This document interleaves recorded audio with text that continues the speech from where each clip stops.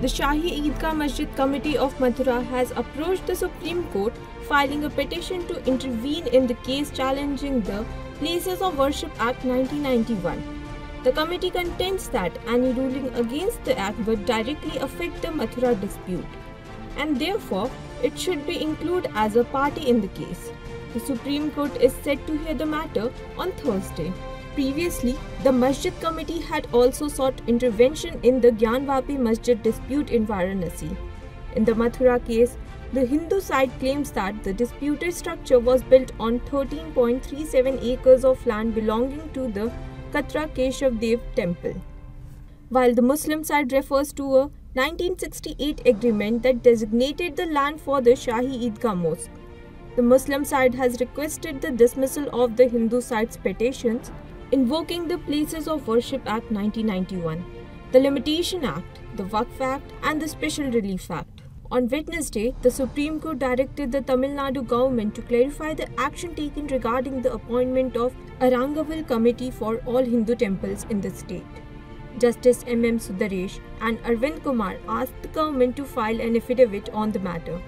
The state had previously informed the court that applications were sought from 31,000 temples for the appointment of trustee committees, and panels have been established in 7,500 temples, though many temples are yet to respond. The court gave the Tamil Nadu government 4 weeks to file the affidavit and scheduled the Hindu Dharm Parishad's petition for hearing in February 2025.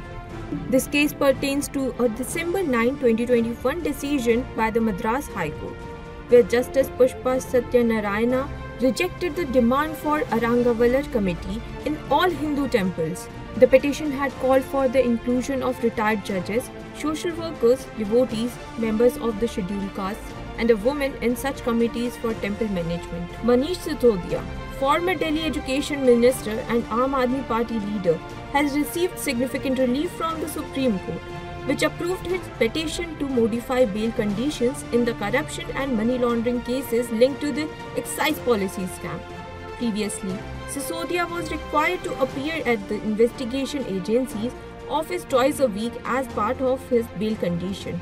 Today, the court lifted this requirement, though it directed him to continue participating in the trial process. Senior advocate Abhishek Manu Singhvi made this request on Sisodia's behalf before Justice B.R. Gavai and K.V. Vishwanathan. It's important to note that the Supreme Court granted Sisodia bail on August 9, 2024, in the excise policy case, stating that no one should be kept in jail indefinitely, even if the case might settle early. The Supreme Court has stressed the importance of preventing the misuse of laws in dowry harassment cases and protecting innocent family members from unnecessary legal trouble. Justice B.V. Nagarathan and N. Kuteshwar Singh highlighted the common tendency in marital disputes to falsely implicate the husband's relatives, which can result in the misuse of judicial processes. The court emphasized that concrete evidence and specific allegations are essential for action against family members, and vague accusations cannot serve as the basis for a criminal case. This remarks came while overturning the Telangana High Court's decision, which had refused to quash a dowry harassment case filed by a woman against her husband and his family. The court reiterated that the purpose of Section 498A of the IPC is to protect women from dowry-related cruelty. But there is also a growing trend of its misuse to settle personal grudges by falsely implicating the husband and his relatives. The bench clarified that while women should speak out against genuine dowry harassment, they should avoid abusing the legal process with false claims. On Wednesday, the Supreme Court issued a notice on a petition challenging the decision not to conduct the Uddhisthanam Puja at the Guruvayur Sri Krishna Temple on Vrishakam Ekadashi, citing public convenience. This decision was previously upheld by the Kerala High Court. A bench of Justice J.K. Maheshwari and Rajesh Bindal questioned whether the worship of the deity is for the deity and to elevate his divinity. It cannot be adjusted for public convenience. The case concerns the temple administration's decision to skip the Uddhisthanam Puja to allow more time for darshan and to manage the crowd.